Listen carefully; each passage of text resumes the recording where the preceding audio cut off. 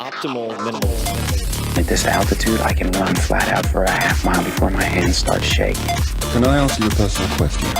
Now would seem an appropriate time. What if I did the opposite? I'm a cybernetic organism, living tissue over metal endoskeleton.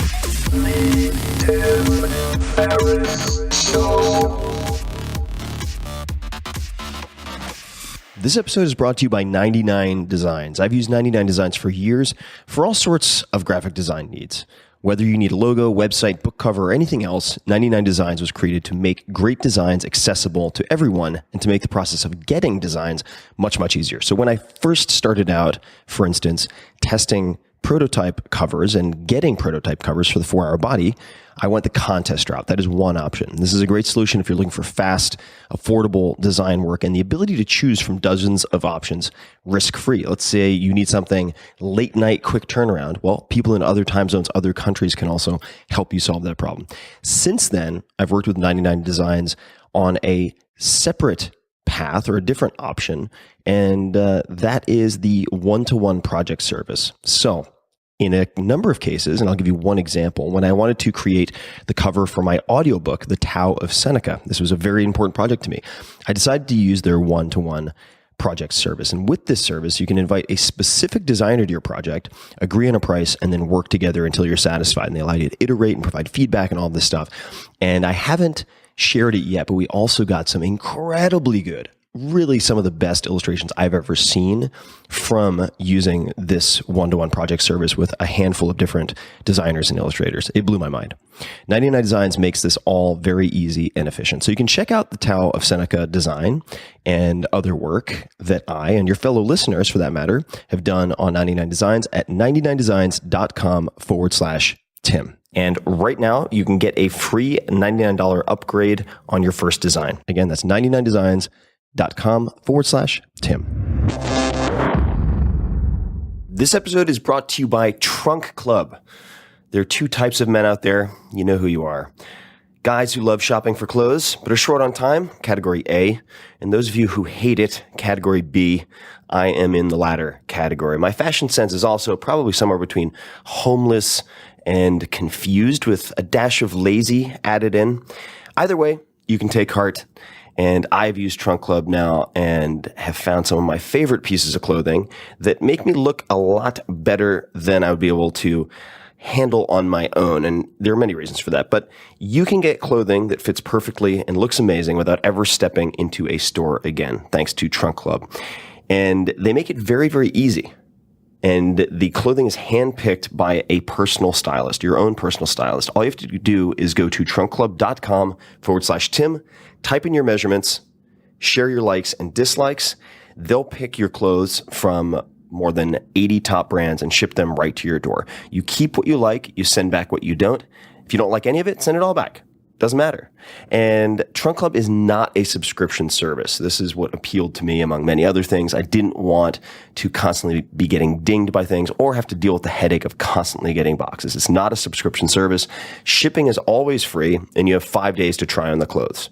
So, couple points here. Number one, get started today. Go to trunkclub.com/Tim. Try it out. You get premium clothes, expert advice, no work, no risk. That is a winning combo, and I have found some of my favorite espadrilles, shoes from them, bright green. I do like the color green, and they actually work. I've had so many compliments on these shoes, and more people ask me where I got them than any other pair of shoes I've ever had. And more shirts. I ended up keeping about, I would say, 3/4 of my box, which I did not expect to do. So go to trunkclub.com/Tim and check it out.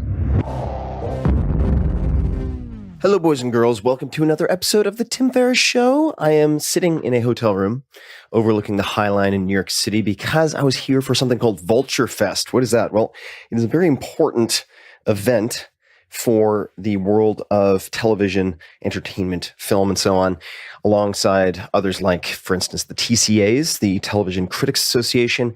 And I'm mentioning this because it's related to today's guest. Of course, my job is to deconstruct world-class performers, to pick out the lessons and habits and favorite books and so on that you can use in your own life. And the guest today is Vince Vaughn. Many of you know Vince, of course. Doesn't need a lot of introduction, but he is one of the most prolific actors, writers, and producers in the world. He's acted in more than 30 major motion pictures that have gone on to gross more than $1.7 billion at the box office. He is largely credited for redefining the R-rated comedy with his performance in the 2005 hit Wedding Crashers, which set the record for highest grossing R-rated comedy at the time. And he is, and will continue to be, I expect, one of the most sought-after leading men in Hollywood. His handprints have been put outside the Chinese theater, and I know of many things that are irons in the fire that you will be seeing in the forthcoming months and years with Vince. And one of them involves me. Vince has listened to this podcast. He reached out to me along with his production company, Wild West, to do a TV show together.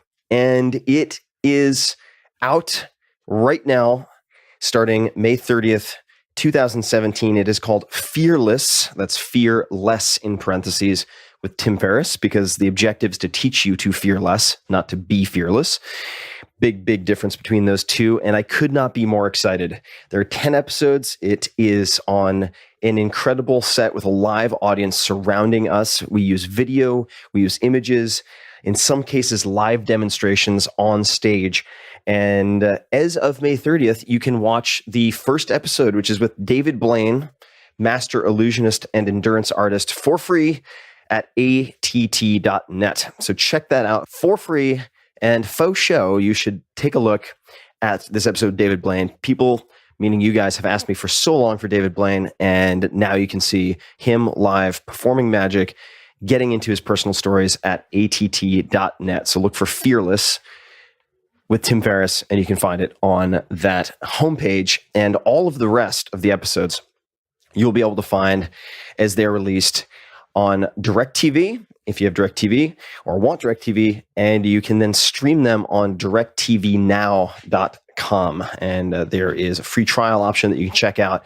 So there are no reasons not to take a look. And some of you have asked, for instance, and I've seen these on Twitter in the last couple of weeks, I buy one of your books and give you $12 every 3 years, but I've had benefits for 10 years. That doesn't seem fair. What should I do? Well, if you want to spend just a few bucks after watching the first episode, I would really appreciate it. And you can check out the entire season of Fearless. So that is that. We cover so much in this conversation with Vince and get into stories of his early beginnings, how to negotiate his cold calling career, as it were, at least a few jobs that contributed to that, and many of the most important decisions that he made as a producer, as an artist, as a business person, an entrepreneur, for instance. I really had a blast doing this. I hope you enjoy it as much as I did. And please check out Fearless with Tim Ferriss. You can also find the trailer and other things at tim.blog/fearless. And again, the entire episode for David Blaine can be found at att.net. As always, thank you for listening.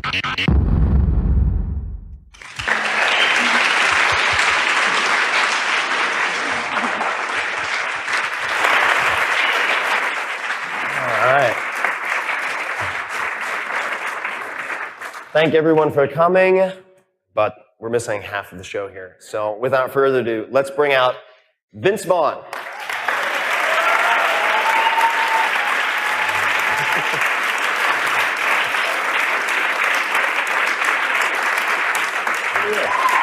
How are you, pal? Good to see you. How are you?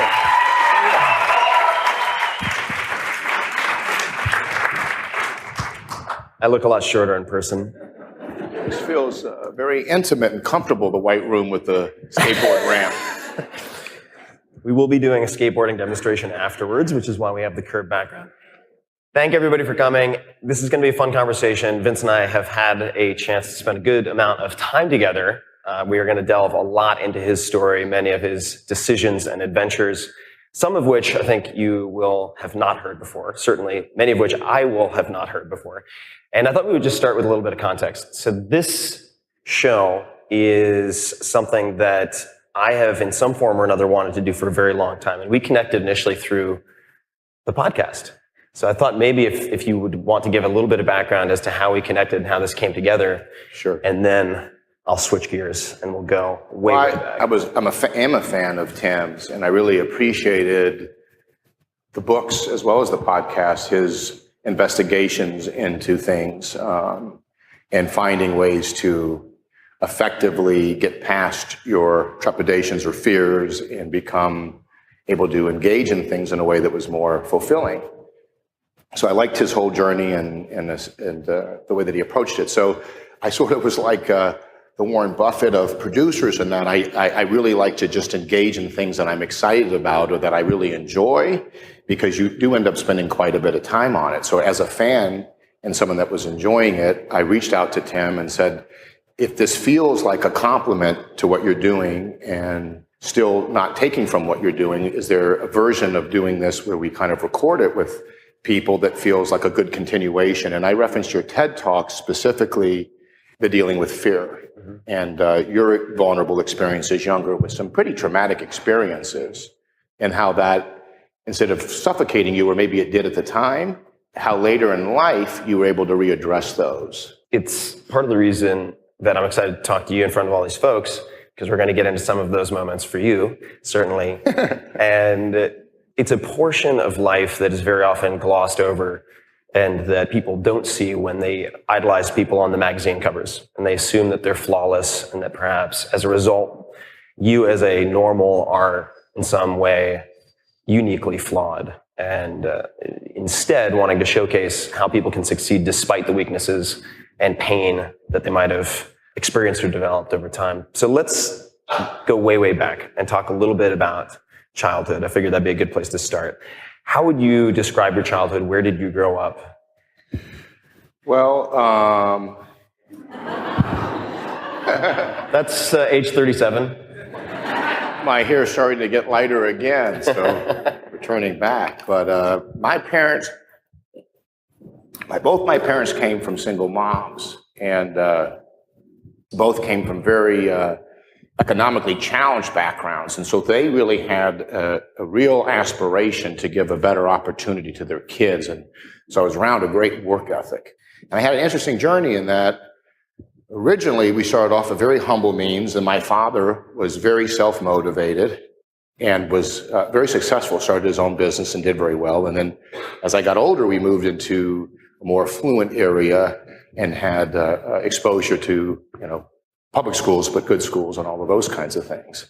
But I think it informed me where I had a work ethic and I didn't put a big focus on results, meaning finances were never a driving factor. Not that I was raised that you had to take care of yourself, but being good or working hard at something, what was valued. So I think I was fortunate to have, I think you do a lot what your parents do versus what they say. So I was fortunate to have good role models in that way.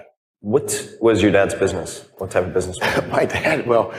My dad, his dad worked in a steel mill and on a railroad and had a small little 100-acre farm, but he worked in the factory and that to keep the farm going. And his mom and dad were divorced, so he'd go in the summers and work the farm. And he was the first in his immediate family there to go to college. So he was a salesman. He wanted to make a living.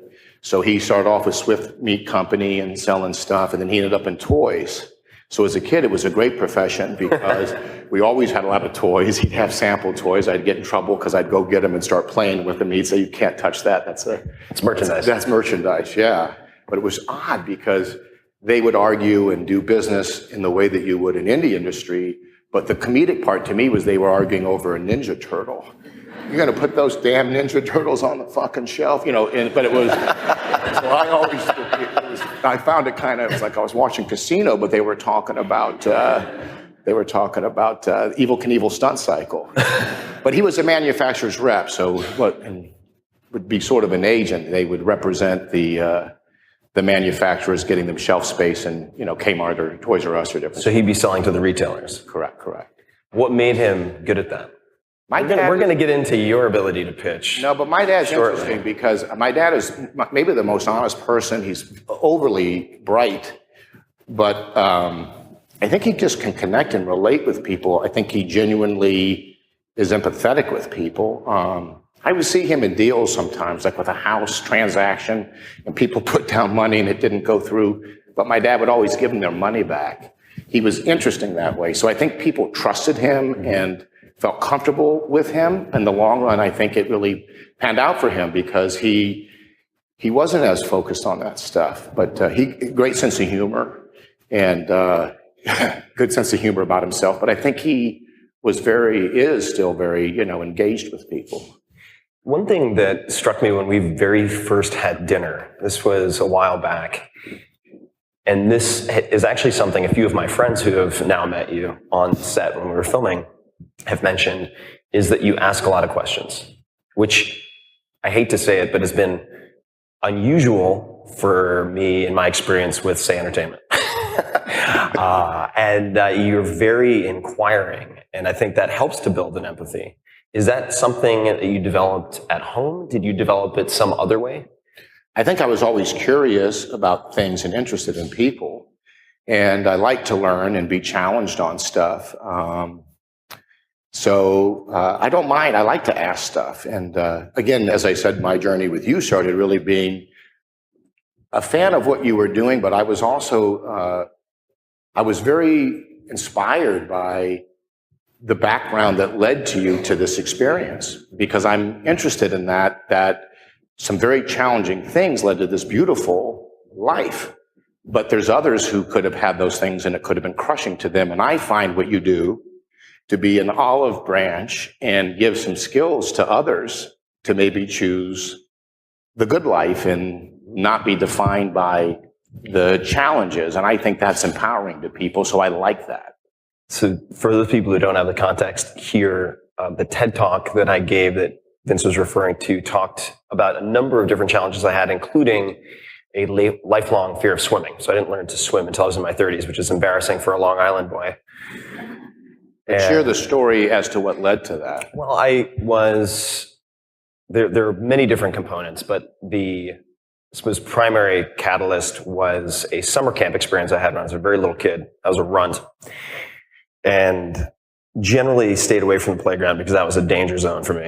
That was where you would just get your ass kicked. That was my association. It was not for play. And I went to summer camp, and kids were diving off this dock through an inner tube, which looked like fun. I did that, and a bully of the camp grabbed me by the ankles as I went through. And I tried to come up and get air and kept hitting my back on the bottom of the inner tube and just thought I was going to drown because I couldn't get my head above water. And ultimately, fortunately, somebody spotted that who was a counselor. And I didn't die, obviously, I'm here, but that led me to never want to swim, period, even though I was right next to the water. And I suppose this is as good a point as any to ask you about, because you and I actually haven't really spoken about this. But then later in life, you evaluated it differently, not being the child emotionally in that moment, right? Later, I had a number of people who were very instrumental in helping me to rethink swimming and also to not denigrate it. So I had rationalized not being able to swim by dismissing it as unimportant. Awesome. And at one point, one of my close friends, first of all, said, this is a life skill you need to have for you and for your kids. So I'm assigning an open water race to you by the end of this year as your New Year's resolution. I was like, I didn't realize that was up to another person to decide.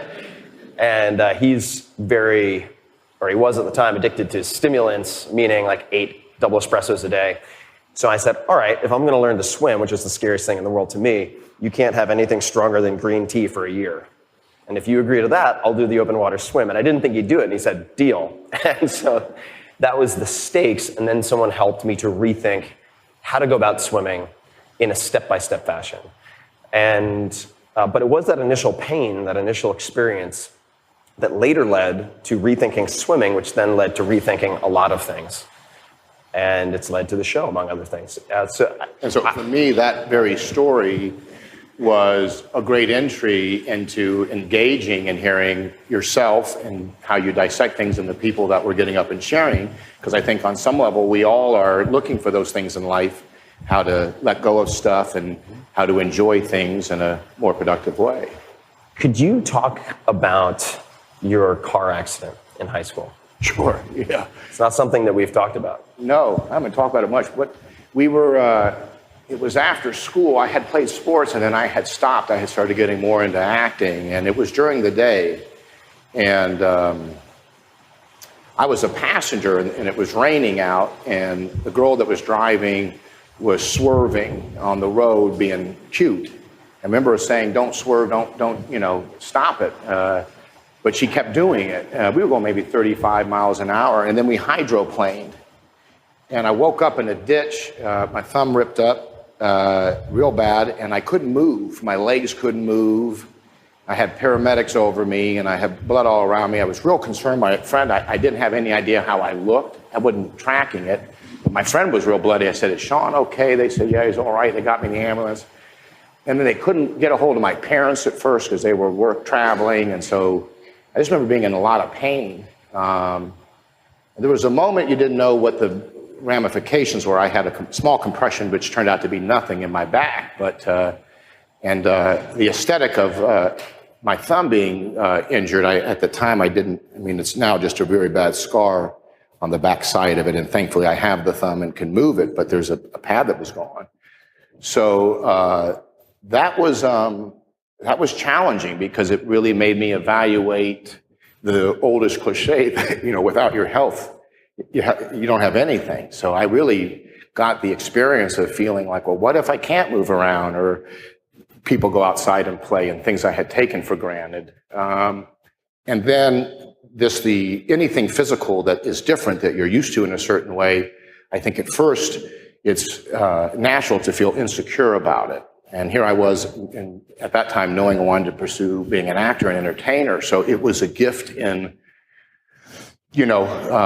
processing things and putting your focus on other things. And you started to realize the power of your own inner dialogue as far as what you were creating or not. So there was a lot of gifts in it, ultimately. But at the time, I feel lucky for it in that it was without real consequences. It was a nice learning gift in a way. So just we're going to talk a lot about that inner dialogue and self-talk, but I want to touch on a few things that are around that same time period. And as maybe a preface to that, I will say that Vince is one of the most consistently curious people I've ever met, which is saying a lot because my job is to interview curious people. And to give you an idea, we were just backstage getting mic'd up, and he had questions about something called the Marcelotine. So Marcelotine is a choke that's used in Brazilian Jiu-Jitsu by the Michael Jordan / Wayne Gretzky of grappling. His name is Marcelo Garcia. So I was backstage choking Vince about 10 minutes ago, and there were a lot of very nervous looks. Very effectively, I will. Yeah, it's a good choke. Marcelo knows what he's doing.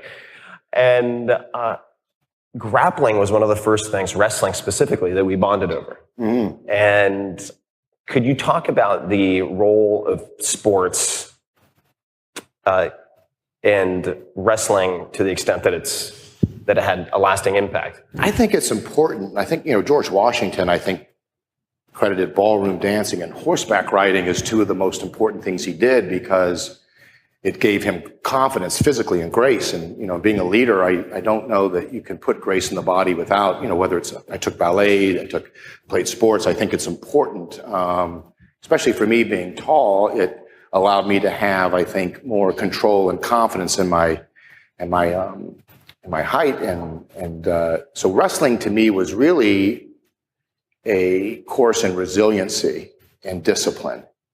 I would have loved to have played other team sports, but I was very good at wrestling for whatever reason, and I wasn't as accepted in some of the team sports. So wrestling is very much a loner sport. If you're on a team bus, you kind of joke around and laugh. On a wrestling bus, everyone is dead silent. Partially because they're all dehydrated from cutting weight. You're cutting weight, and you're going to get in a fight in front of your school or people you don't know. It's like you shake hands, and it's like there's no one missed a block. Yeah. You got beat, right? And you are dehydrated. It's odd in that you're growing, and yet you're trying to maintain a weight it's especially when you're doing it when you're younger, it's very challenging. But I really felt that I got, and you would come out of playing football feeling like you were in shape, and then you would go in wrestling and you would realize you're not in any kind of shape, because if you just wrestle, it's exhausting. And then the only other thing you can do is run. And in the winter in Illinois, that meant hallways and stairs. We had a coach that he got fired. He was not fit to be with kids, but I felt like I benefited from having that personality, but he was a real problem. But I remember, I feel like we need a little more elaboration so people's minds don't go crazy. well, he had a real anger problem. He would hit Okay. I got hit. This isn't Spotlight. I just want to. Yeah, he punched me once in the chest after a match. It hit the wind out of me. Wow. He encouraged kids hurting each other, but it seemed normal at the time, you know. He was like the Cobra Kai.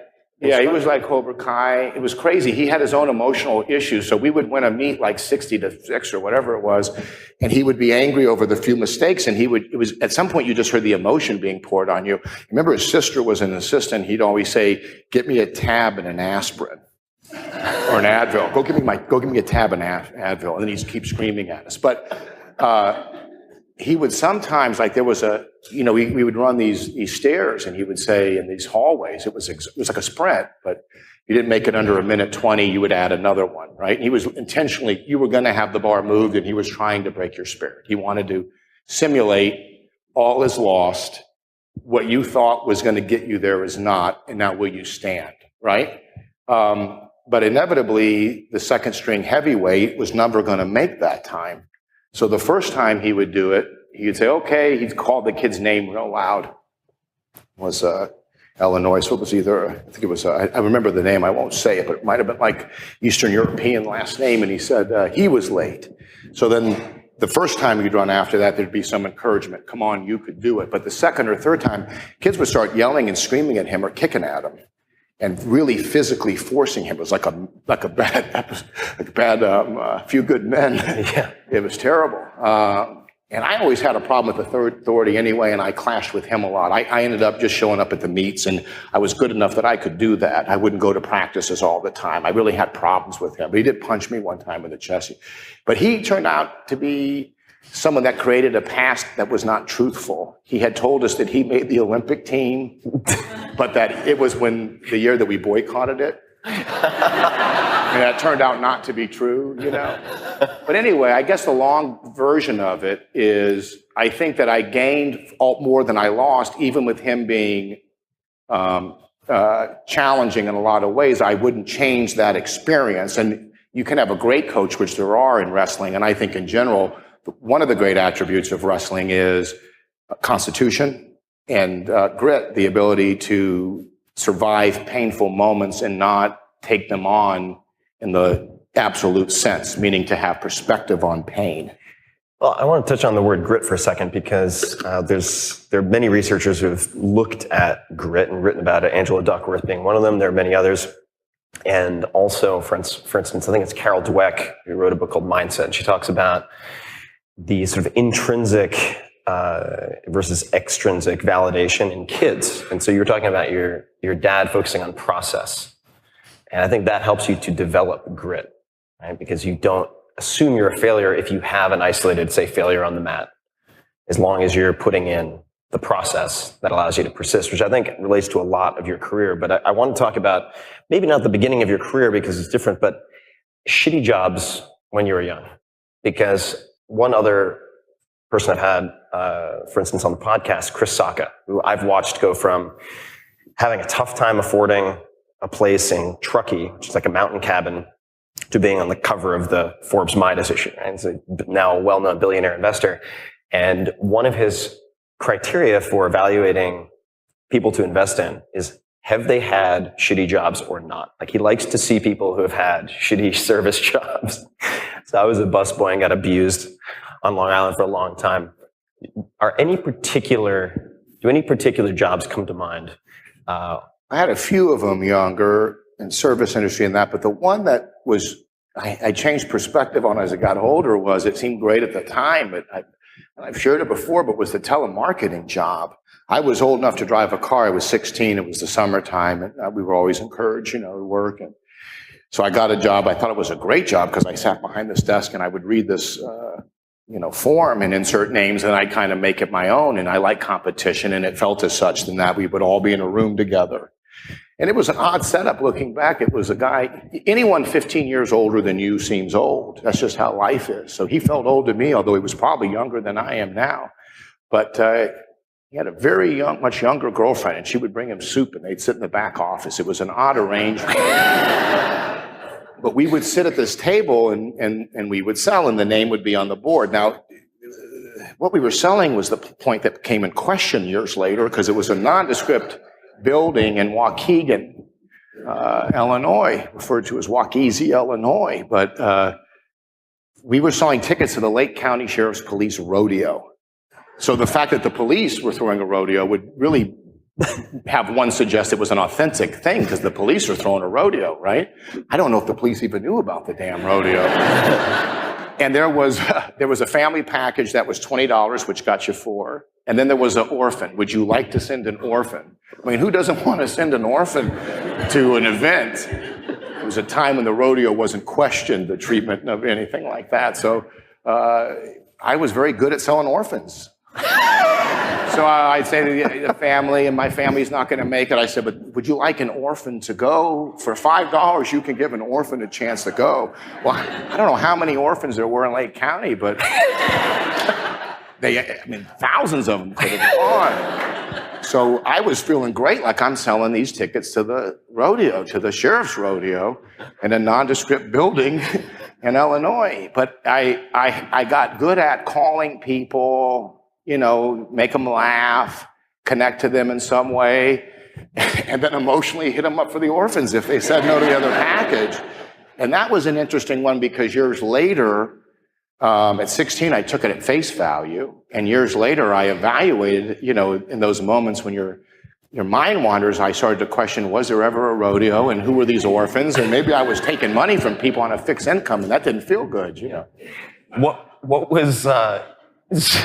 So the boiler room, sort of JT Marlin aspect aside, do you remember any of the script that you had to read? Or So-and-so home. I'm Vince Vaughn calling from Lake County Sheriff's Police Rodeo. And it was something along the lines of, police are throwing a rodeo in celebration of this. The families, and I can't make a family packages for it. Would you like to send an orphan? For just $5, an orphan can go and enjoy the after. As if like some orphans were going to come out and the other ones had to stay inside the place. Concept, it's crazy that you didn't evaluate. But I remember seeing it as a competition, and I did very well. I think I won tickets to Madonna or something for selling out. But anyway, we were sitting outside, and every week there was a turnover, so the bottom 20% would go, and there'd be a new 20%. And some of the people doing the job were older than I was, and I was kind of excited, and there was a little bit of the factory mentality of people who weren't so happy or excited, and I learned that they had a different perspective, because they were like the job really meant something to them, and they didn't want to be in the bottom 20% of the board. And then I saw kind of the, turning on each other and that kind of side of things as well. 3rd place, a set of steak knives. Yeah, that's right. 4th place, you're fucking fired. That's right. Yeah, one of those situations. That's right. I don't know if you knew this. My first job out of college was smiling and dialing. I had to sell via the phone in Silicon Valley, these big data storage systems, and my seat was stuck in the fire exit. I couldn't even back my chair out. They're like, no, that's your office. What was your pitch? What was that? What was your pitch? Oh, the pitch. Well, my pitch was a little bit different, although, because we didn't have orphans, that definitely sweetens the deal. But it was really doing my homework on the front end, because I had to try to guess. I was selling to CTOs and CEOs, these large data storage systems, to places like American Airlines or National Geographic Survey. I think that's the acronym.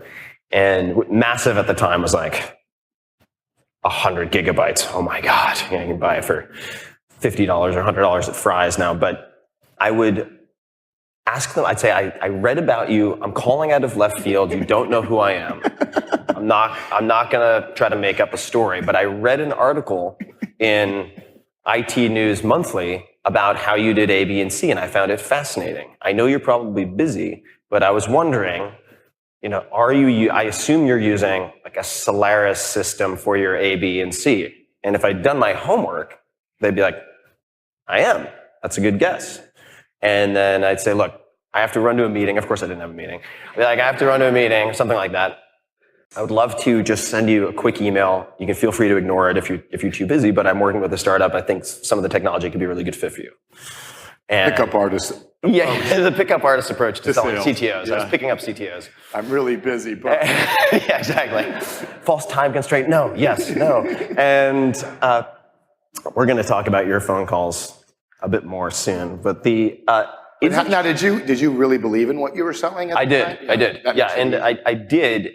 There came a point later where I didn't, towards the tail end, where I realized, wait a second, like we're promising things, like the sales team is promising things. My friends were mostly in the engineering group because I had to understand the tech to sell the way that I wanted to sell. And then a lot of the folks on the sales team were selling stuff that had been promised from the higher ups that the engineers were saying they couldn't deliver. And I said, wait a second. In tech, that's called vaporware. And I was like, wait a minute. I'm not okay selling vaporware. That's not good at all. And that's when I started starting my own thing.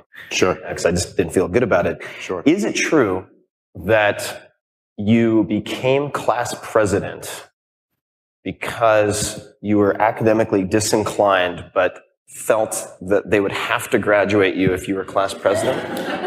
There's a lot of truth in that statement. Disinclined might be a strong verbiage, but at a young age, I developed a real problem with central one way of doing anything, and I found myself in conflict with it my entire academic, we want to call it a career. So. Yeah, I didn't put a real value. I always try to think for myself. And so there were some teachers who I quite enjoyed and would get a lot out of it. And there was others that I just really didn't engage with. And I, for some reason, gave myself permission to speak my mind. I was always, I think, empathetic in that I had a lot of different experiences and friends with different groups, and I was on all sides of it. So I got along with everybody, and I was very bored with school. I didn't enjoy it. I had younger, when I was very young, I did well on an IQ test, and yet I was not paying attention. I just was bored. And I remember they took me to a psychiatrist. They said, "Oh, we think he might have learning disabilities." And I was really afraid. And at the time, I didn't vocalize it, but I was maybe 6.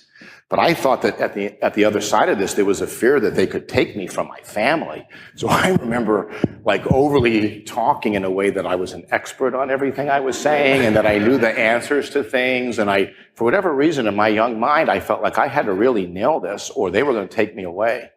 And it came back that I was borderline hyperactive. But that's most young boys, I think, like you can't sit still, you're not listening. And so I had that kind of thing in me.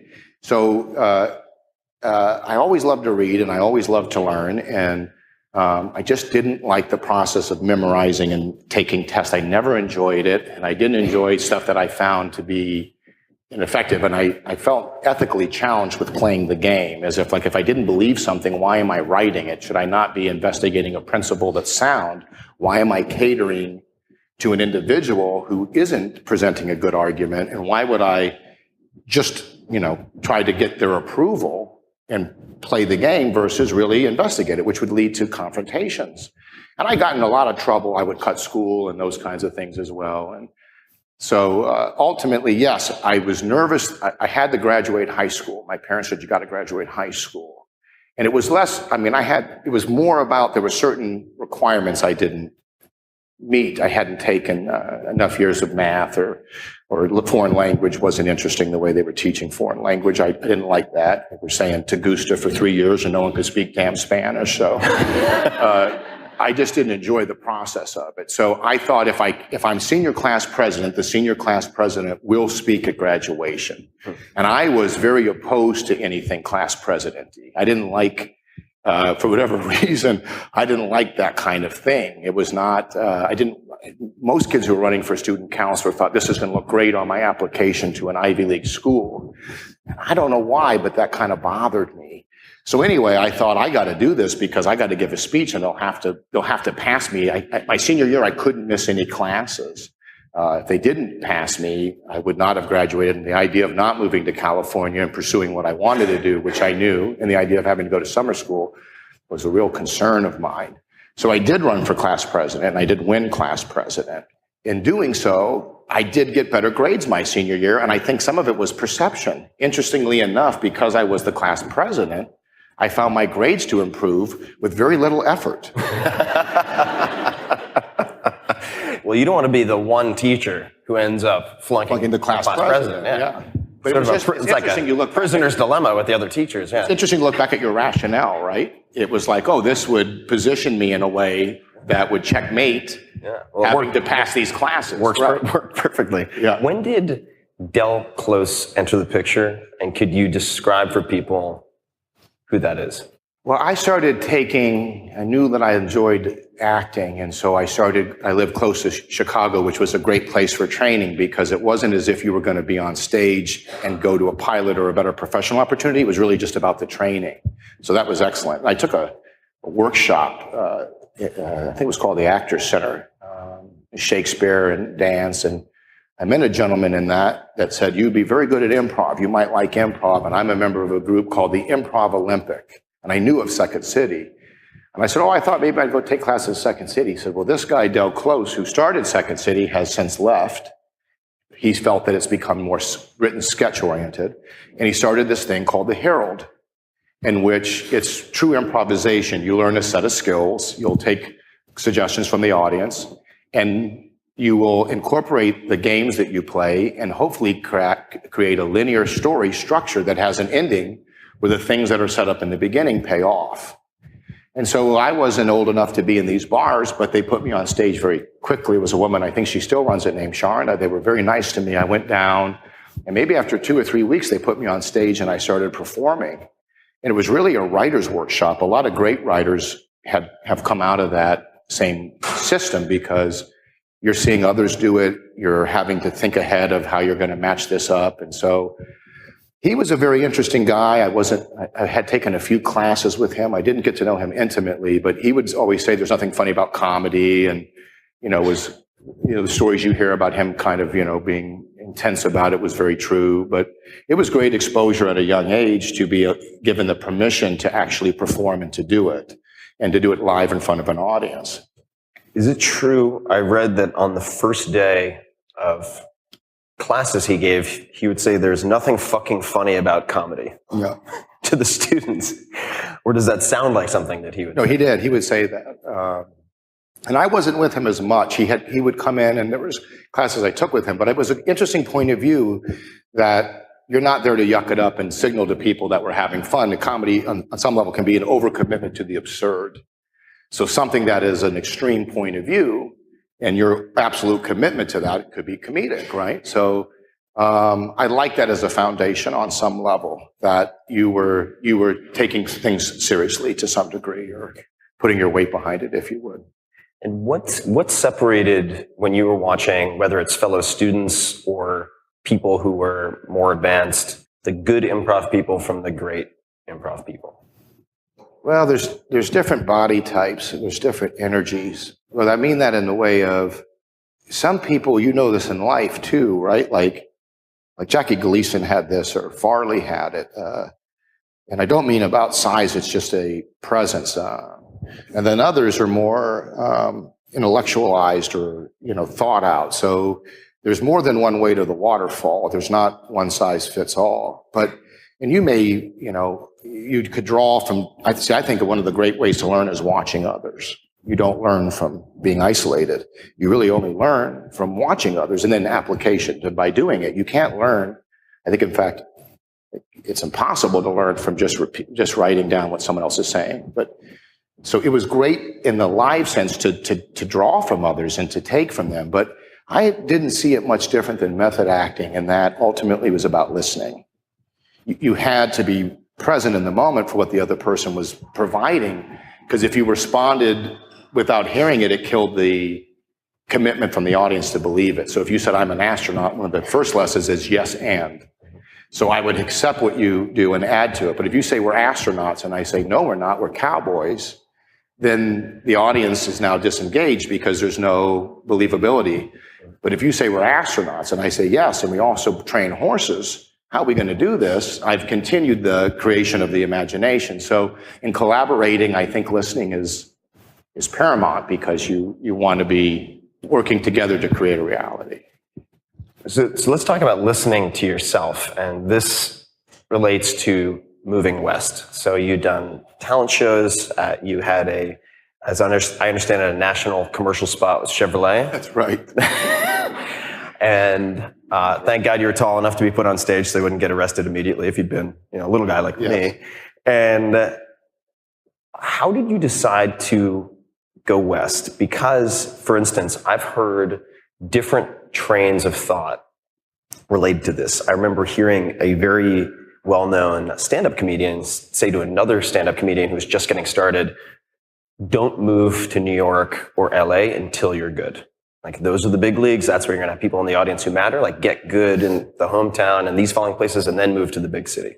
Mm-hmm. You went from what you were doing in Chicago and then moved west. What was the internal conversation like? How did you think through that? There was a different mindset at the time, I think, in general with young actors, and that, I don't know that I ever thought I would make a lot of money doing it, or I didn't define success as like, oh, make a lot of money or star in a movie and make it. To me, it was more, I really loved enjoying this. If I could be good in the scene, I'd like that. And if I could get a chance to, there was nothing in my mind's eye that was separate, meaning a commercial or a television show, anything that would be performing and making a living doing it felt like a good idea.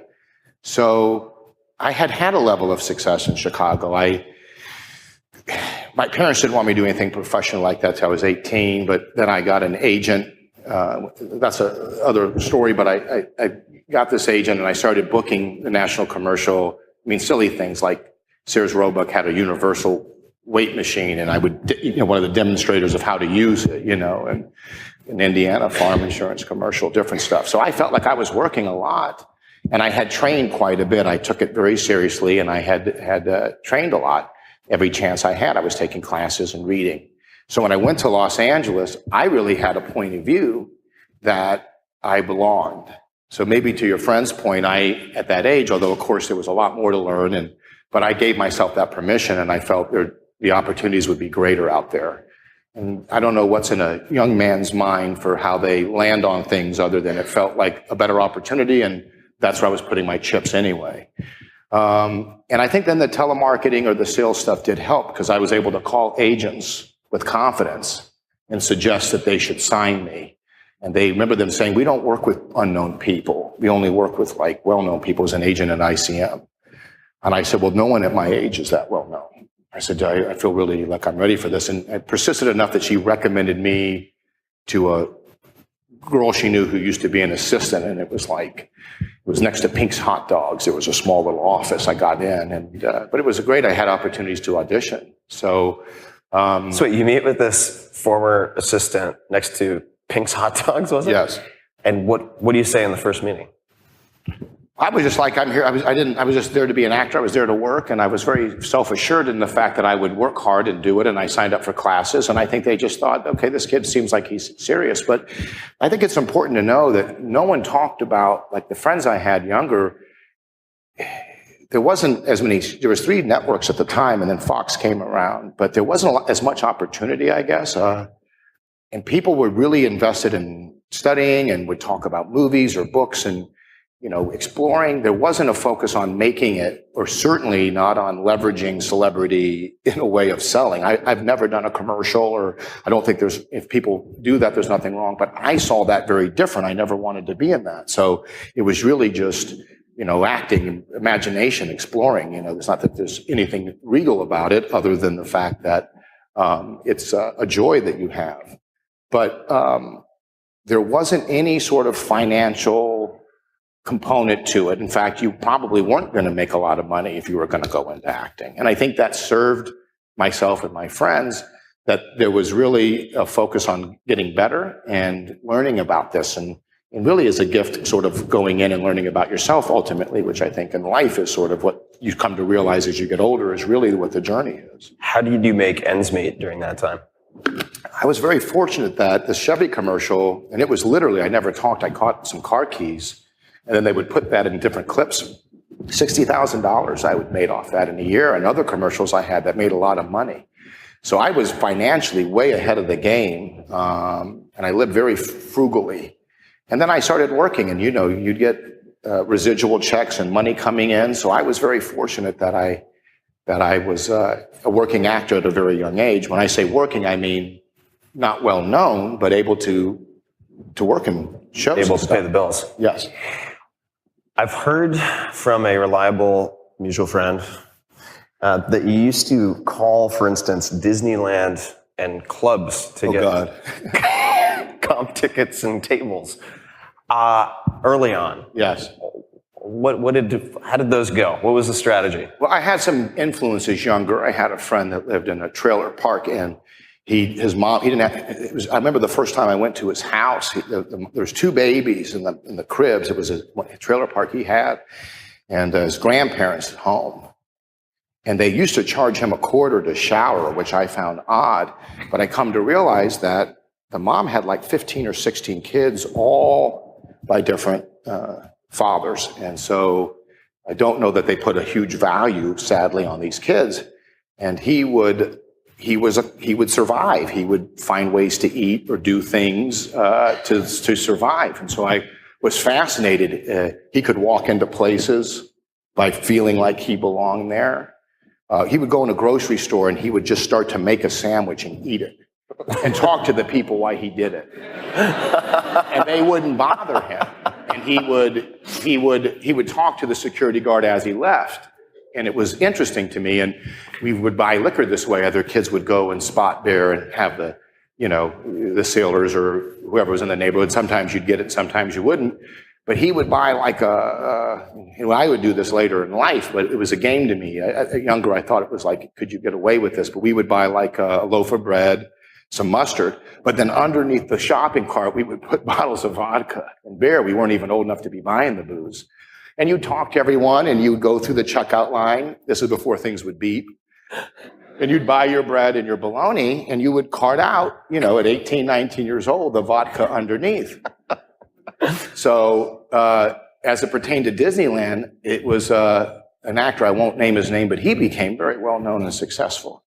But I knew that the head casting director for Disney, I knew his name because I had auditioned for stuff at Disney. So I called the park on Saturday and said, I'm an assistant for this casting director. And I have a bunch of young actors who are starring in a movie. Now, we weren't well-known actors. Oh, wait a second. So you're the assistant for the casting director who's not at work because it's a Saturday. That's right. It was a Saturday. Okay. No one had cell phones. And I knew his name would be on the list of people. And I said, I work for so-and-so. I'm his assistant. And there's a movie starring a bunch of actors. We want them to spend some time together. And we want them to come into the park. And they would say, well, what's your name? I say my name. They say, you're not on the list. I say, I'm his personal assistant. I'm not on the list, but I think his name should be on it. And then I'd overly spell it for them, and they would say yes. They say, well, we're not sure. And I say, well, let me give you the list of names. And I'd name really well-known actors, really, really well-known actors. And I said, they would love to come in. So, of course, they would accommodate.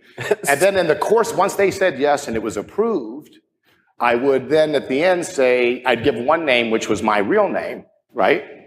Which wasn't well known. And then at the end, once they approved it and they were going forward, I would then say, you know what, put it under the unknown person's name because the other one probably won't want to deal with stuff. But at that point, they had already agreed. So we would go and get passes and go into the park and go on the rides and go around. And it felt like, that looking at it now as you're older, it doesn't feel good. But younger, it was something fun about getting into a bar when I wasn't allowed to. I liked performing more live on stage when I wasn't supposed to be there. It was provocative to me. Getting alcohol seemed fascinating, or getting anything where I felt that I was not supposed to be doing it, I was drawn to. And this seemed interesting to me because it was like getting in, and it was innocent on some level. But yes, we used to do that. We used to also do a lot of crank calling. And I would crank call, this is before UFC was real popular. We used to crank call like karate studios or these places. And I would make it like I was a troubled youth who got in fights and I had real issues and I beat up everyone I ever fought. And I said, I really need to focus this and train. And they'd kind of be uncomfortable. And I would tell some really crazy stories. And then I would always suggest, because I was interested in the reaction, then I would always suggest, I want to join and I want you to put me in fights, but I need to respect you, so I'm coming down to fight you. We need to lock ourselves in a room, and maybe your tricks are going to work. I'd call them tricks. And I would say, I'm an emotional dragon. I live in a place that's whatever. So I would try to create a scary scenario. And sometimes they would say, well, you need to fight some of my underlings. And I say, I'll chew through your underlings. I'm fine. Give me one underling, and then I want you. Because if you're going to teach me, I need to know that you can handle what I call a real fight. And I used to do it, and we would be crying, but sometimes I had one guy really snap, get your ass down here. He really did have emotional things. I was like, I'm bringing my ass down there. And I would call just to see the response. I had one I used to do that was fun with some actresses that I worked with. We would be bored on location. And so there would be these late night, which there still is, record and tapes you could buy, or a set of steak knives, or some ab workout thing, or what have you. And they would always say, these are, whatever. So I would call, and in a really long process, I would ask a lot of detailed questions, right? Is this, and has it been tested? Or are these standard hits? I think these are extraordinary hits. These sound tremendous. And does it come with this? And is there nothing? And I could tell the person was like, oh God, will this guy buy it? So right at the point when I was going to make the purchase order, the actress would pick up the phone and say, Herb, are you ordering something off the damn TV again? No, I'm talking to someone. No, get off the phone. You don't have to know my business. I work 2 jobs, and Herb's buying. We have a pile of things that Herb doesn't use, and I got to pay for these things, and he better. So we would create a dynamic for the person who was selling, where they had invested a lot of time. Were they going to lie and sell to Herb, or were they going to listen to the distressed wife who was paying for all of the stuff? And it was different every time. Sometimes they would say, yes, ma'am, he is ordering again. And sometimes they would go along with, no, I'm just a friend and we're talking. But we were just bored, and so we were using improv for evil, I guess. You would have been a fantastic psychology professor. Yeah. You were, as I understand it, rejected for certain roles because of your height. Is that true? I mean, that leading men at the time, or that the roles they were casting for, or maybe the people you'd be featured with would be shorter, and there were issues there that ended up being an issue in the early days? I think whatever you're getting rejected for, they find a reason to say it. I think when I was going out for roles younger, and I was so much taller than people, they would say that, and I'm sure it played a role into it. But I think it's important, whatever you're doing, that you don't give voice to things that you're not able to change. You would have to use it in a way to find ways to do stuff. It's all neutral ultimately, even if it doesn't feel that way on some level, at least for the purposes of approaching stuff. But, look, at the end of the day, it's just a lot of rejection. It's the nature of it. So I had gotten turned down probably 1,000 to 1 for the times that I would audition, or more. And it wasn't always consistent, the reasons why. But all you knew was that you weren't getting a chance to participate, and so you would have to go back to the lab and try to get to a place of being more and more undeniable. And when you are going through all these rejections, of course, at a certain point, it just becomes second nature to not flinch as much when you get turned down for something. But if you were giving advice to, say, an up-and-coming actor who has some degree of talent but is getting rejected, and they're really just feeling like they're getting punched in the face by the world, what would you say to that person? Well, I think I looked at it mathematically at a certain point, which was I started just focusing my entire day on perfecting my craft. So I was either watching a movie, reading a book on stuff, doing monologues, taking classes, and ordering products from infomercials. Ordering products from infomercials came later. That was the dessert. That was a treat for having gotten a chance to work. But I would deny myself other things. I couldn't go do this. I couldn't travel until I earned it. So I would deny myself certain things that I would want to do and say, I haven't earned that yet, which I find to be a good motivator. And then what I did was, if I would screen test for a movie that was a big opportunity that would have been life-changing, it would have given me an opportunity. What is screen testing? I'm just, as an idiot, I'll ask. Screen test would be, you're close, there's a couple people for a role, and now they're going to film a scene from the movie with you and perhaps the already casted actor, or just pair people together.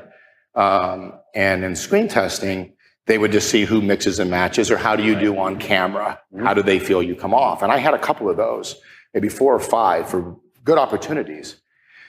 And when you don't get it, so you could go through 7 or 8 auditions to get to this point. It's between you and 2 or 3 other people. And when you don't get it, your day the next day doesn't change, meaning you still are going to get asked to go in for 5 lines on a television show or something smaller. There is no advancement as far as opportunity. You were just a person with the same credits you had.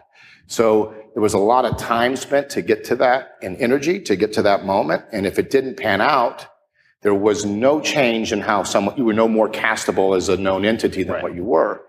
So what would happen is when you would get that close and it wouldn't happen, at first I would get down and I would take 4 or 5 days and I would just not do anything. And I'd say, I'd lose my energy.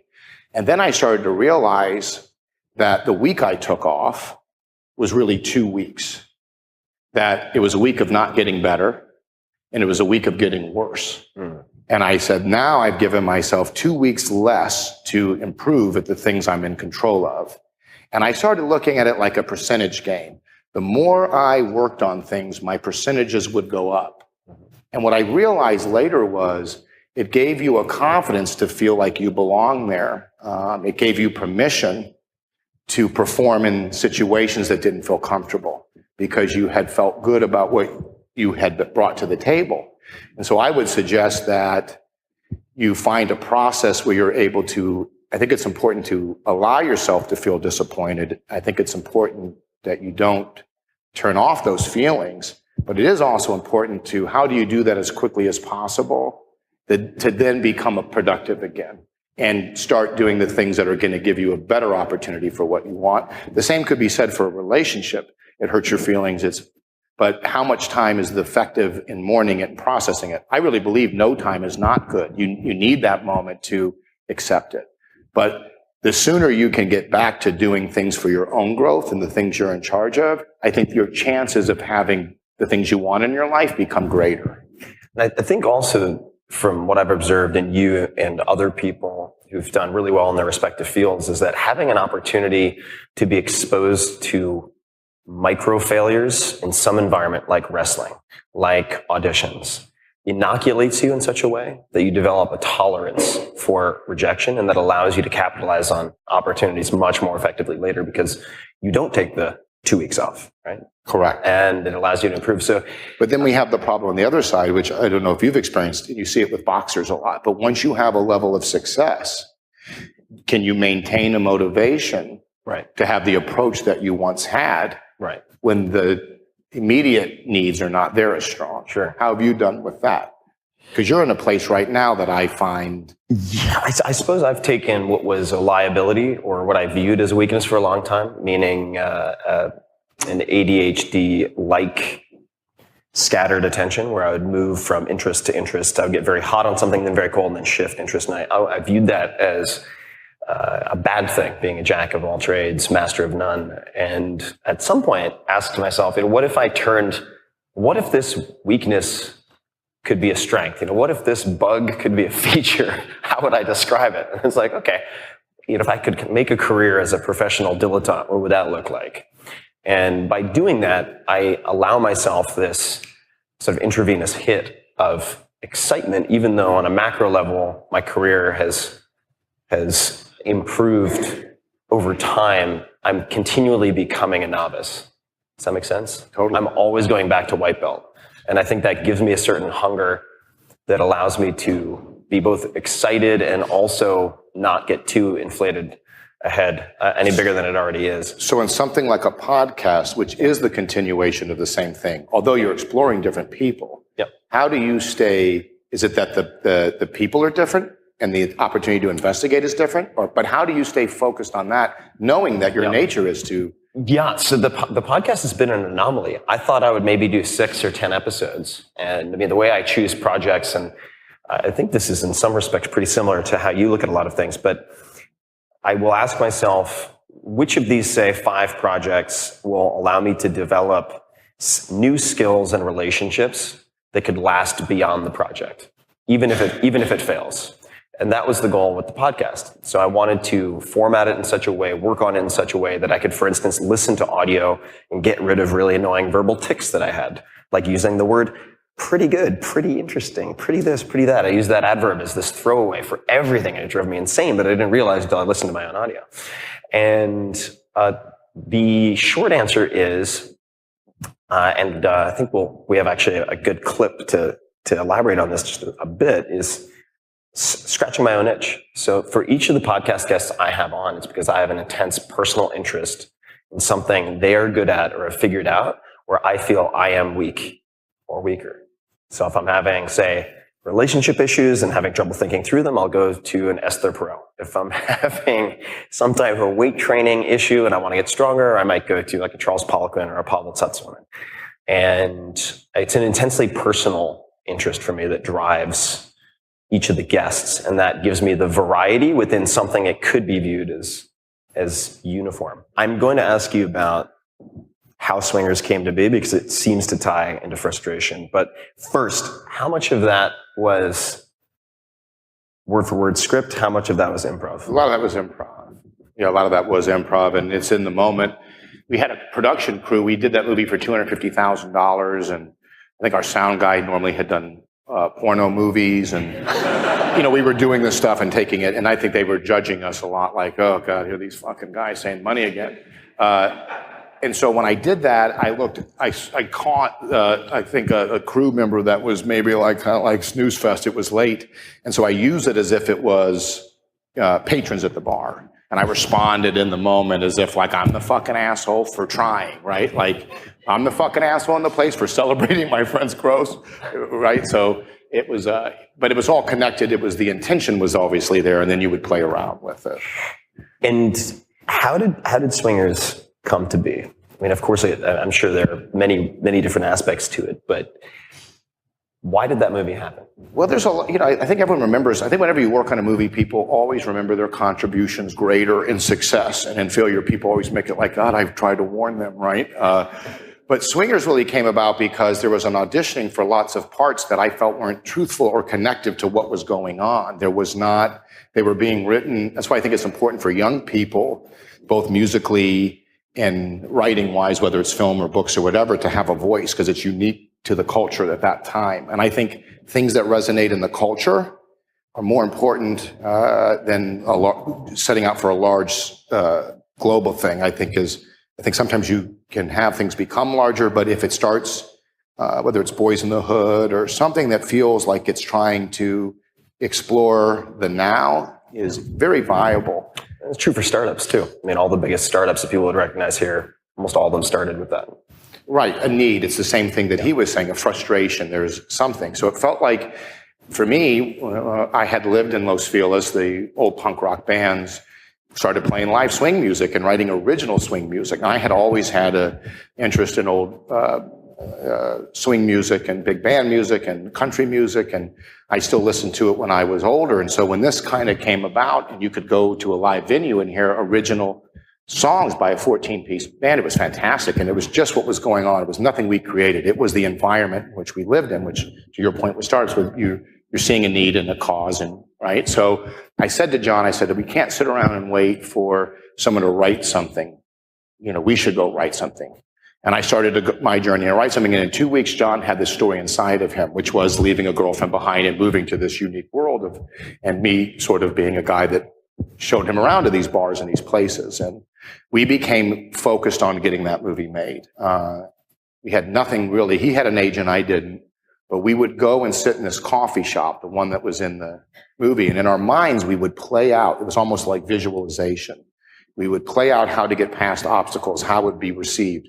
And I think this is interesting in life. You mean obstacles to getting the movie made. And at the time, we had read the book, The Fountainhead, which is, I had read it earlier, John had read it, which is defiant in its pursuit of one's artistic goals, meaning you don't compromise, you stay truthful to what you're exploring.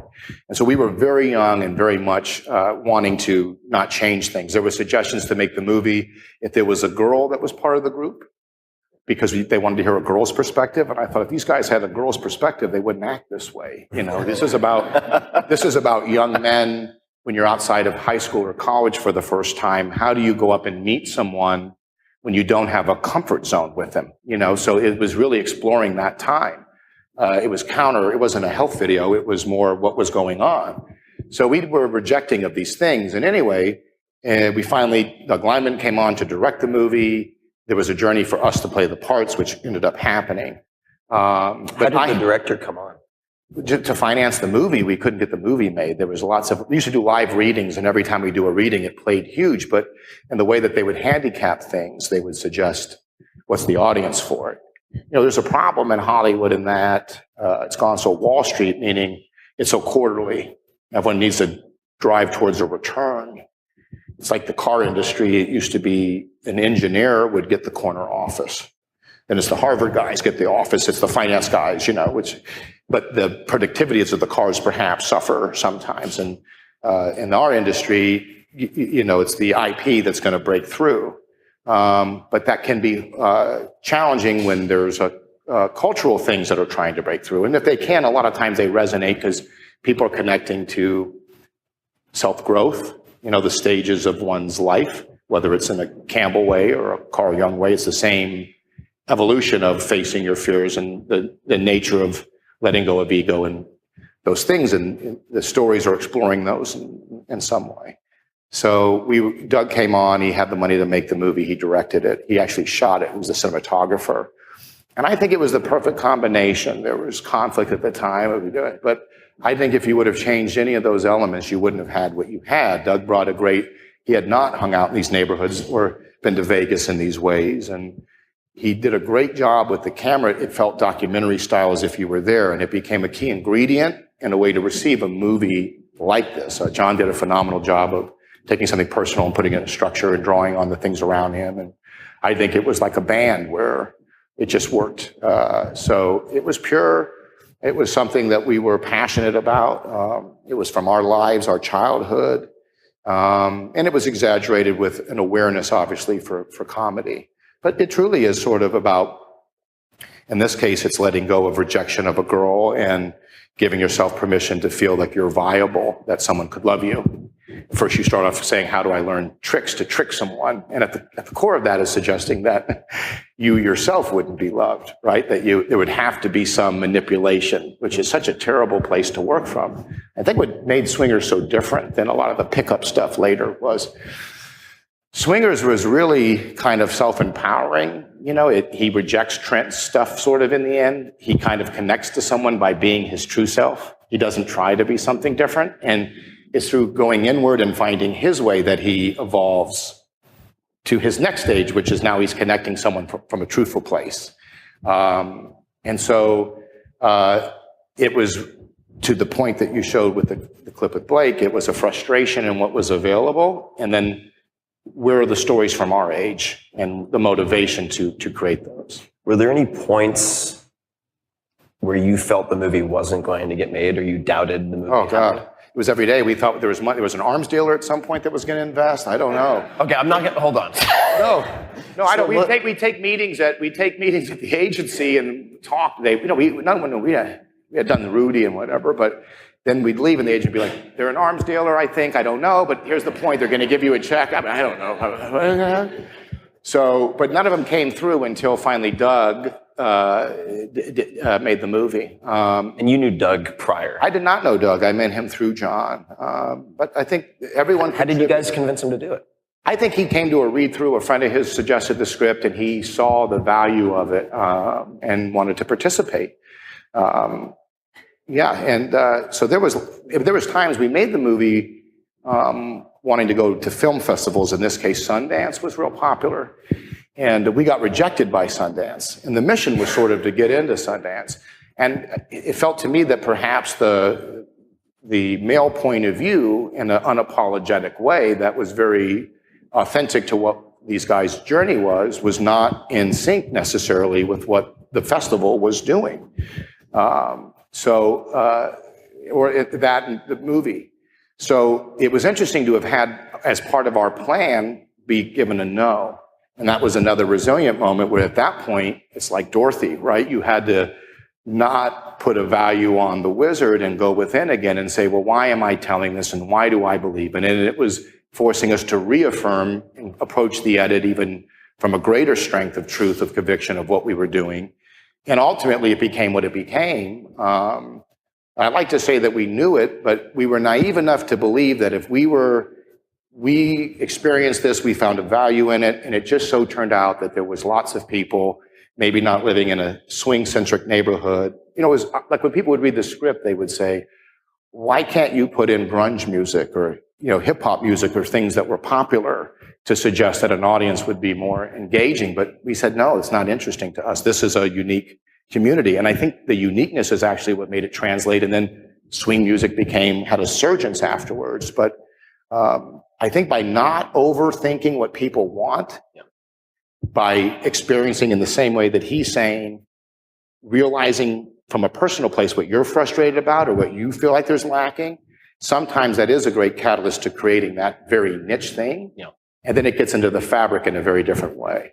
Well, I think also that as soon as you start designing something for an audience, and this has certainly been advice I've received from successful writers, you stop looking at your own pain, you stop looking at your own needs, and you start making something for an imaginary figure in your head. And you start veering away from a place of honesty where you know something is concrete.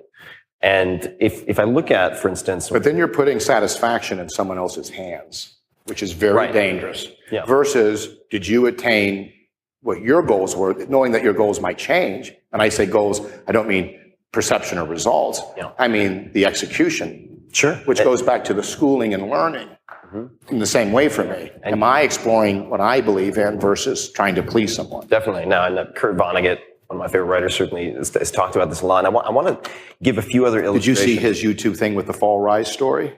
It's great. He explains the stories in kind of a Fall Rise, which would be Cinderella, and he does it real nonchalant. I recommend it. There are a few other examples of this, I think, in your career, and you have such a filmography. We can't possibly go through all of them, but you mentioned music, so I want to ask just a fact-checking question, which is, later, of course, you appeared Jurassic Park. Did you come on Steven Spielberg's radar because the Jaws theme music was in Swingers? Yes. And you needed clearance? Yep. That's incredible. Yeah, it was odd, but I had never, younger, I was real defiant in what I wanted to do, but I loved Spielberg's movies and went into Jurassic Park and did that, and then I really liked him. I found him to be very generous with his knowledge.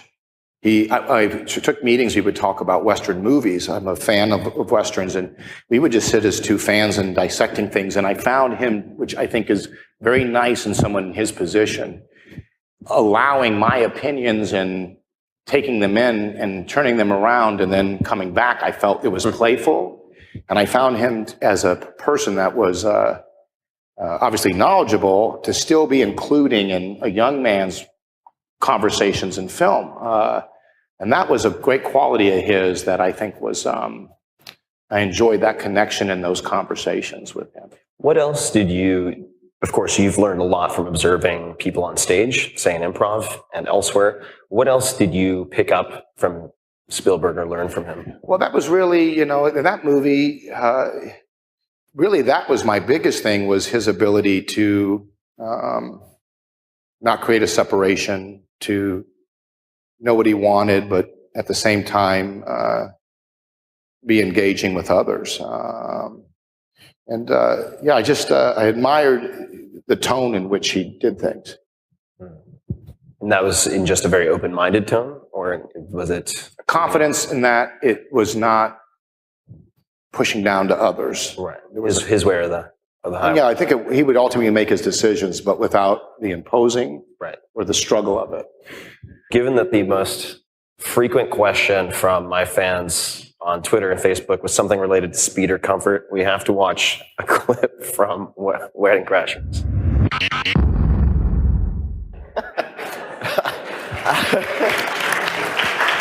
All right, so the reason I wanted to show that, just aside from just shits and giggles because I wanted to show it, that became at the time the highest grossing R-rated film of all time.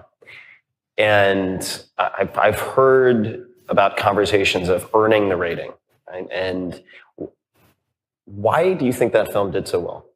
I think we worked from a similar place of Swingers. At the time, I had rejected most. After Jurassic Park, I didn't do a lot of studio movies, and I was offered some, but I was just more gravitating towards these independent movies. And then when Todd Phillips, who's still a friend who I like quite a bit, Todd offered me Old School. The studio said, we don't think he can be funny.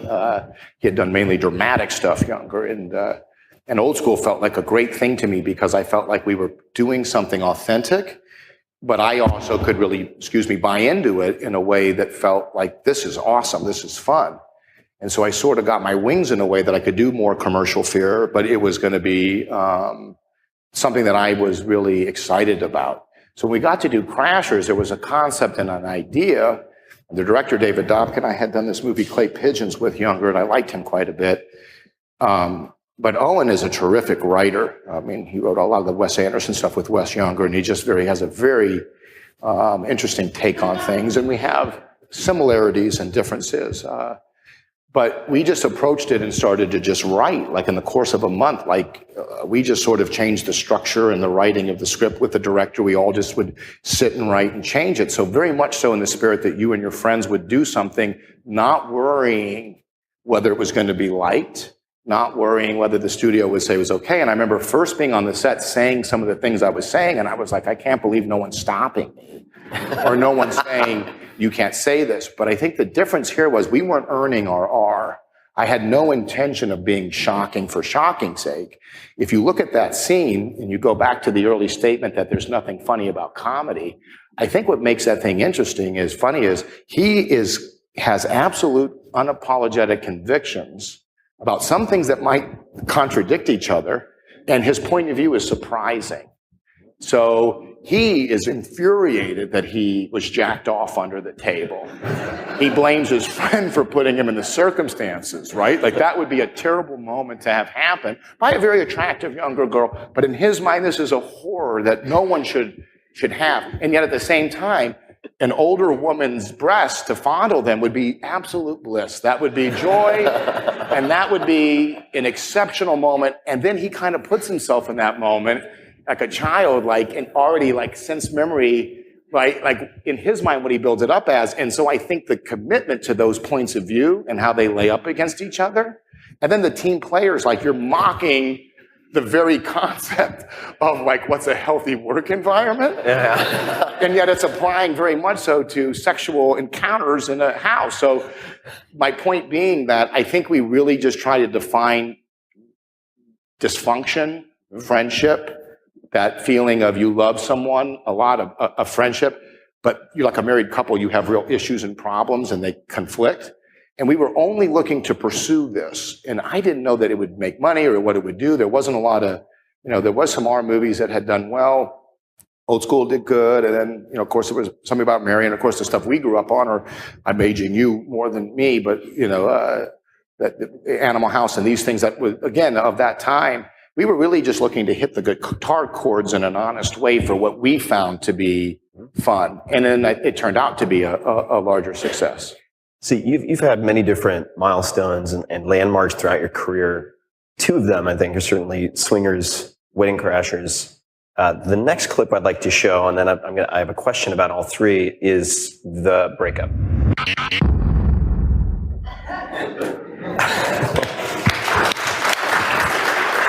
So this movie was very successful. What do you think made it different?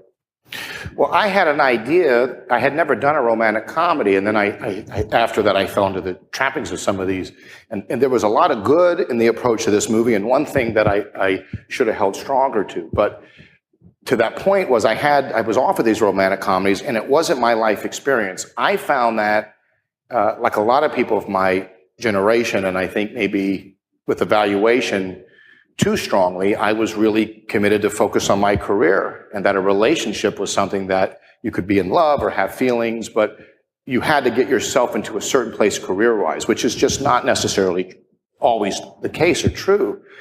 But at that time, I had never thought about what would make a marriage work or being with someone, but I would, have feelings and investigate and be with people.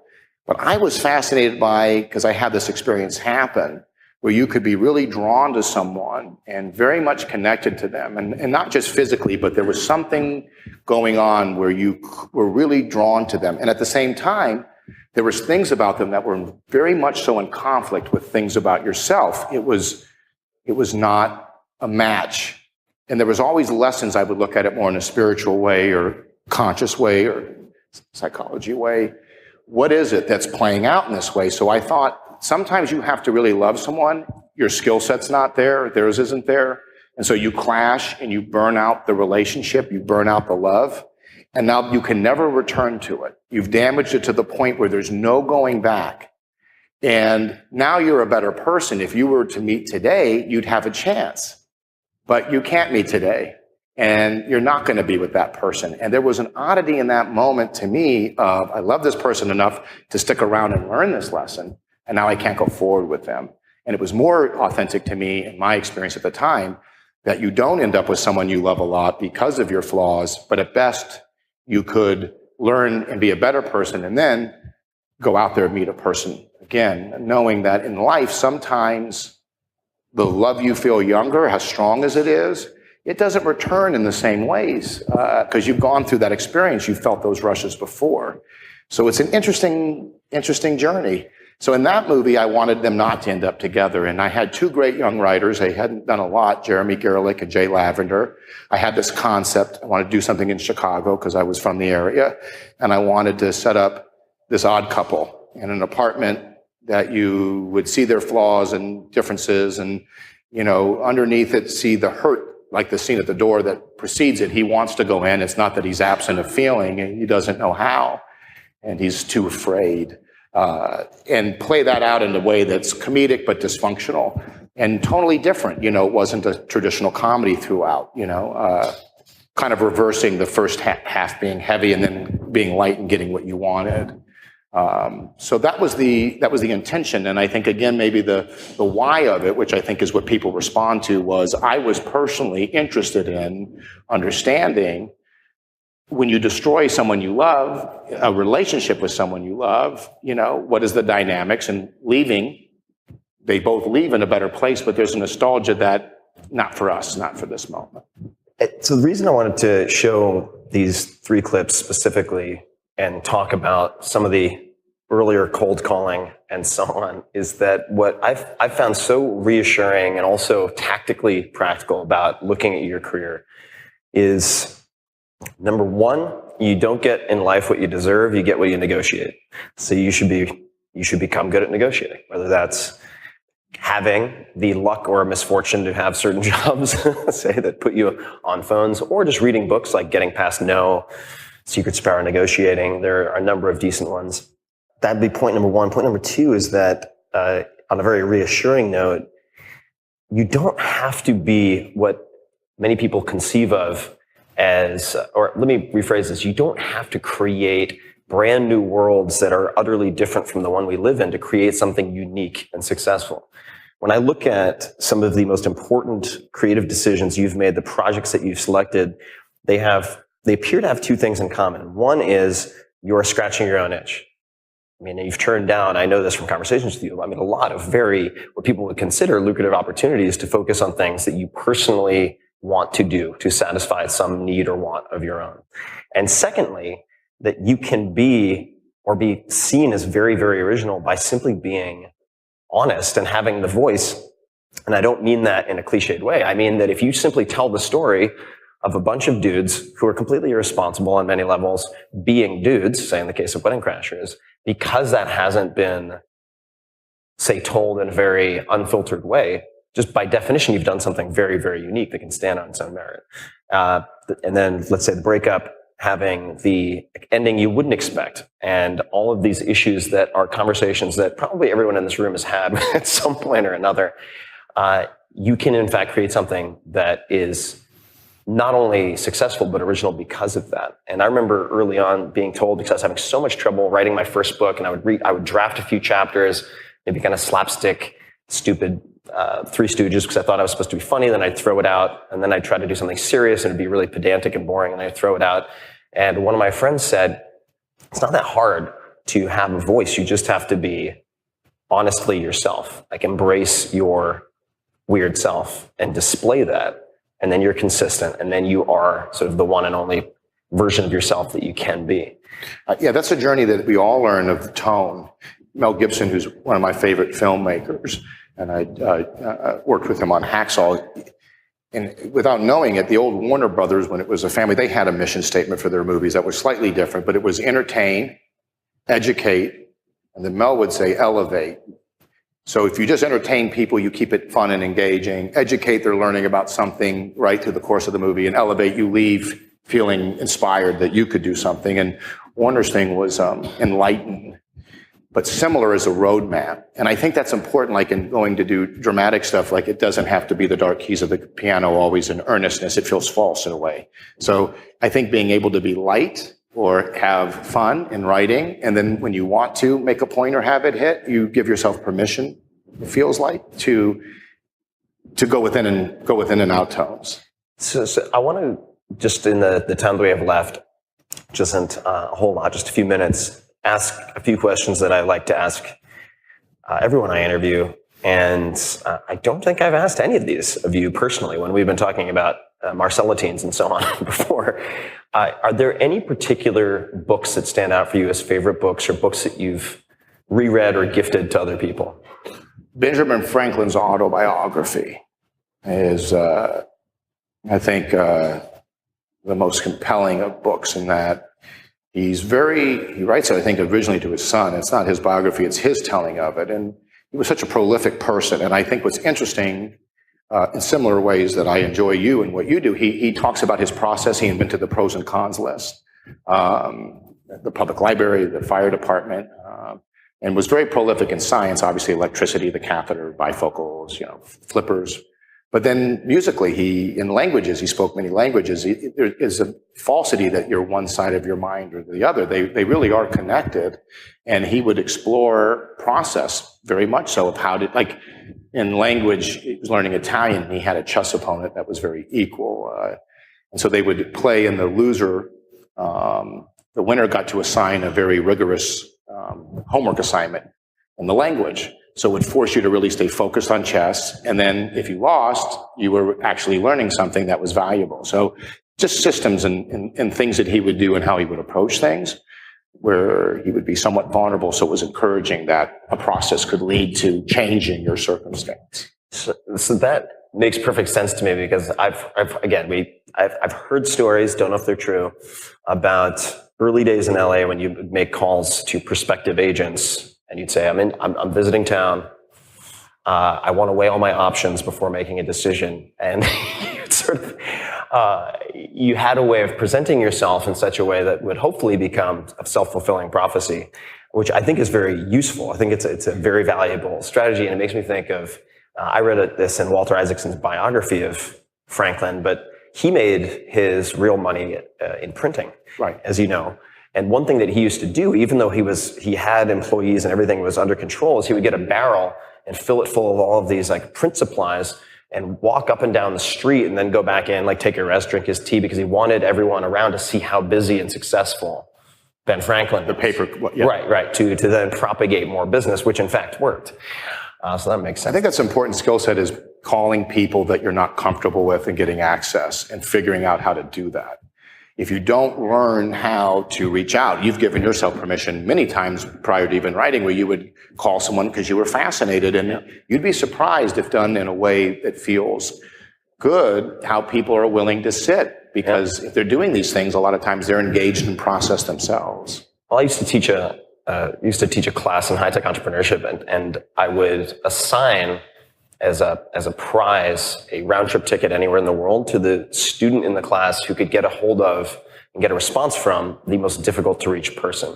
And we had people get responses from Warren Buffett, from former presidents. It was amazing. And I've even heard of some people, so you don't need a class to do this, but you can put together a betting pool with a group of friends and say, all right, everyone's going to put in 100, 200 bucks, whatever is enough to like sting if you lose it a little bit, and then compete to get a response from the hardest to reach person. Going back to Franklin with the Juno, he would have the club where people would get together and they would do similar types of things. So it's a skill, it's something to definitely work on, because and nowadays, I think with the internet and stuff, we all have so much wealth of just information. It used to be so hard to get a book.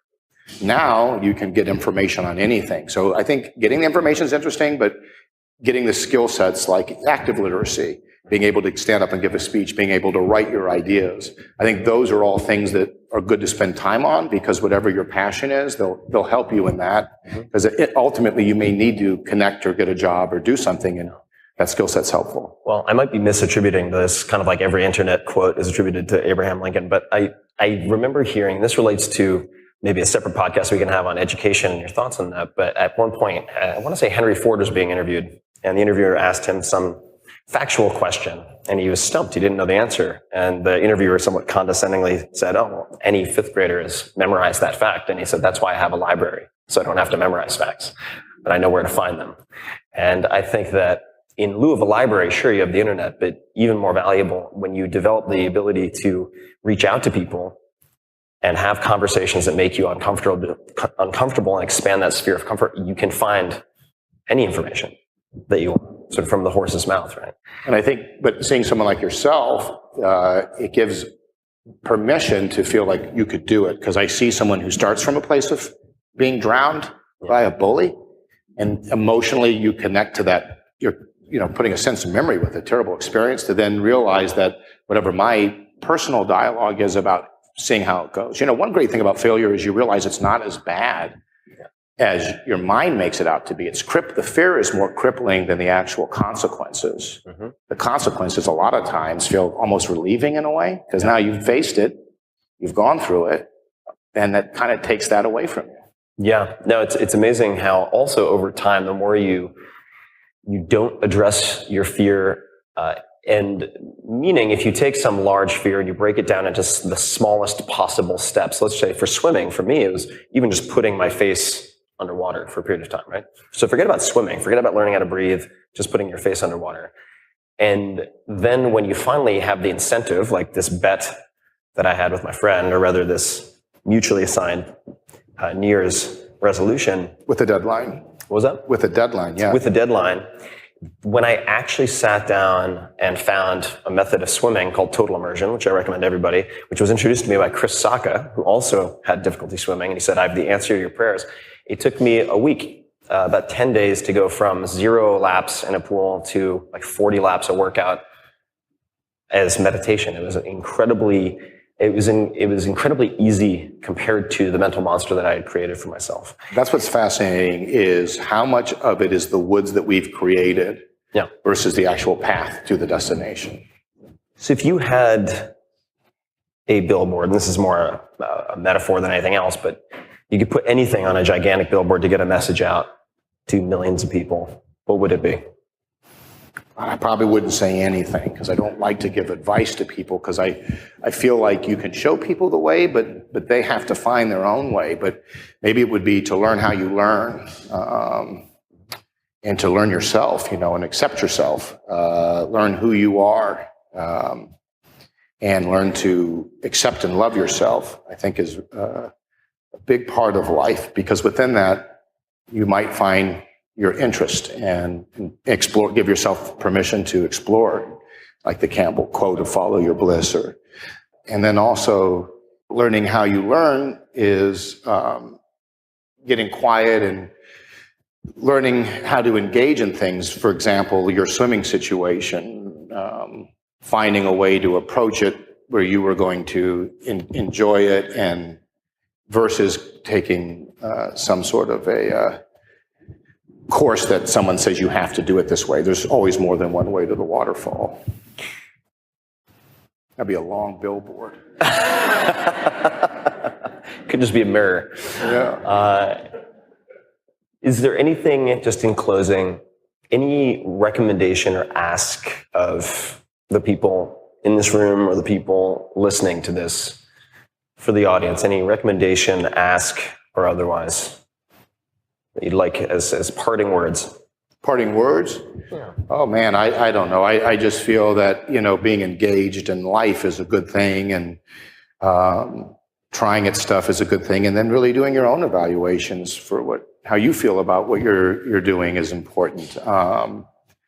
And I think connecting with people is good, and laughing and having downtime and taking the pressure off and just being, daydreaming, being present, not always driving towards something.